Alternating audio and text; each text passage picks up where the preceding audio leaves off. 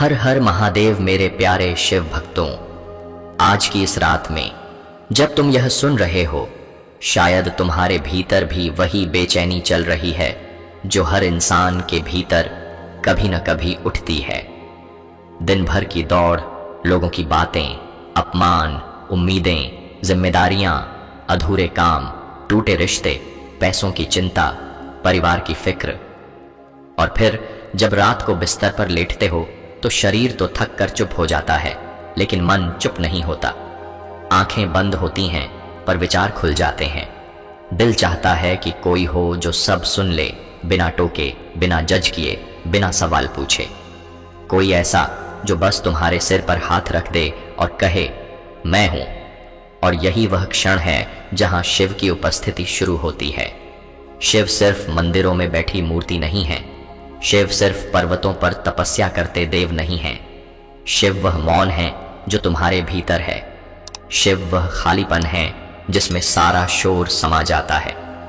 शिव वह शक्ति है जो टूटे हुए को फिर से जोड़ देती है। लेकिन समस्या यह नहीं कि शिव सुनते नहीं, समस्या यह है कि हम उन्हें पुकारते समय खुद ही अपने शोर में डूबे रहते हैं। हम मंत्र बोलते हैं पर मन कहीं और भागता है। हम प्रार्थना करते हैं पर भीतर विश्वास आधा होता है। हम कहते हैं, भोलेनाथ मेरी सुन लो, और अगले ही पल सोचने लगते हैं कि कल ऑफिस में क्या होगा, कौन क्या बोलेगा, किसने धोखा दिया। रात का समय इसलिए खास है क्योंकि यह समय तुम्हें दुनिया से अलग कर देता है। दिन में तुम कई चेहरों के बीच बांटे रहते हो, कई भूमिकाएं निभाते हो, कभी पिता, कभी बेटा, कभी पति, कभी दोस्त, कभी कर्मचारी, कभी मालिक। लेकिन रात को जब तुम अकेले लेटते हो तब तुम सिर्फ तुम होते हो। यही वह समय है जब आत्मा सबसे ज्यादा खुली होती है। और शिव आत्मा की भाषा समझते हैं, शब्दों की नहीं। इसलिए सोने से पहले का क्षण साधारण नहीं है। यही वह दरवाजा है जहां से तुम्हारी पुकार सीधे शिव तक पहुंच सकती है। तुमने कभी ध्यान दिया है कि जब बहुत ज्यादा दुख होता है तो आदमी चुप हो जाता है।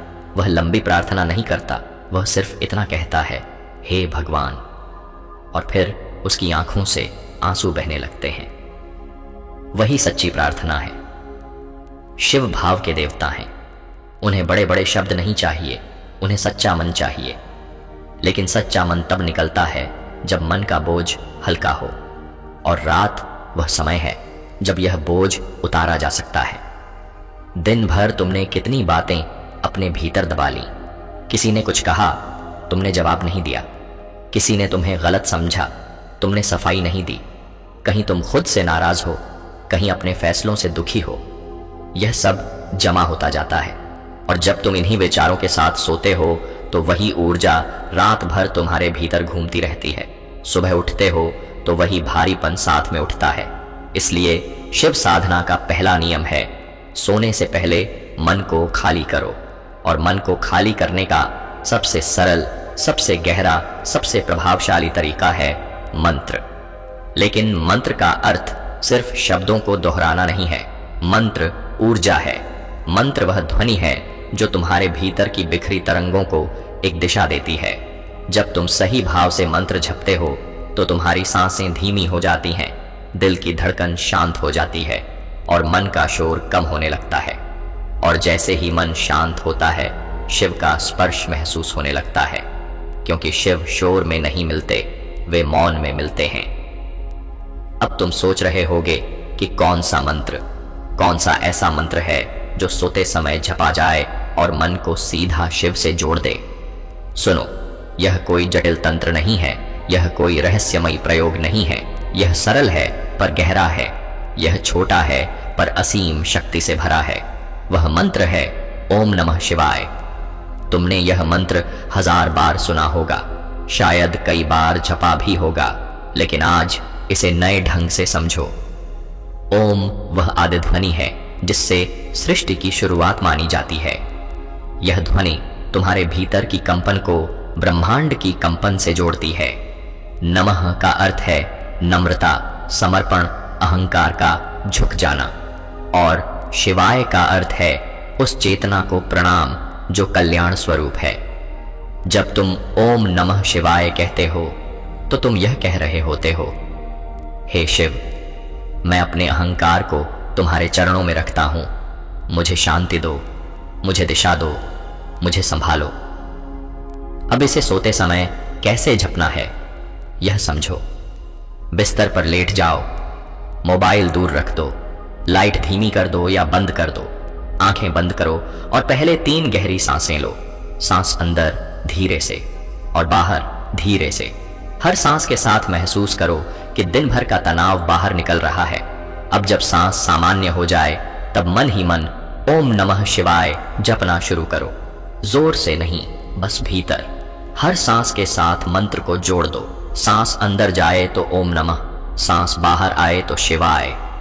शुरू में मन भटकेगा, वह कहेगा कल क्या होगा, फलां ने क्या कहा, पैसे कहां से आएंगे, भविष्य कैसा होगा।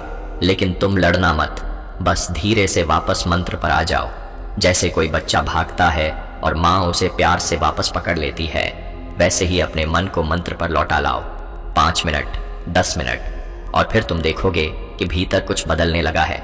विचार धीमे हो रहे हैं, दिल हल्का हो रहा है, आंखों के पीछे एक शांति फैल रही है।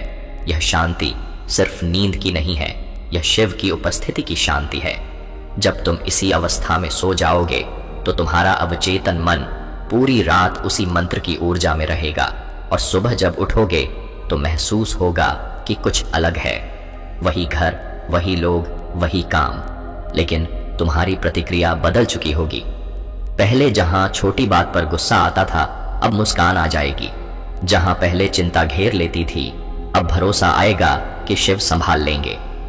धीरे धीरे इस मंत्र का असर तुम्हारी किस्मत पर भी दिखेगा, क्योंकि किस्मत बाहर से नहीं बदलती, वह पहले भीतर बदलती है।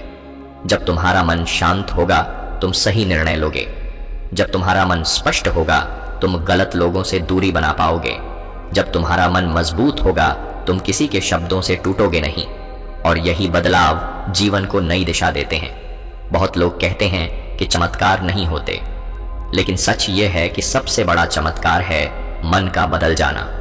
जब एक बेचैन इंसान शांत हो जाता है, जब एक डरा हुआ इंसान साहसी हो जाता है, जब एक टूटा हुआ इंसान फिर से खड़ा हो जाता है, यही तो चमत्कार है। और ओम नमः शिवाय वही चमत्कार धीरे धीरे करता है। लेकिन याद रखना, मंत्र जप कोई सौदा नहीं है।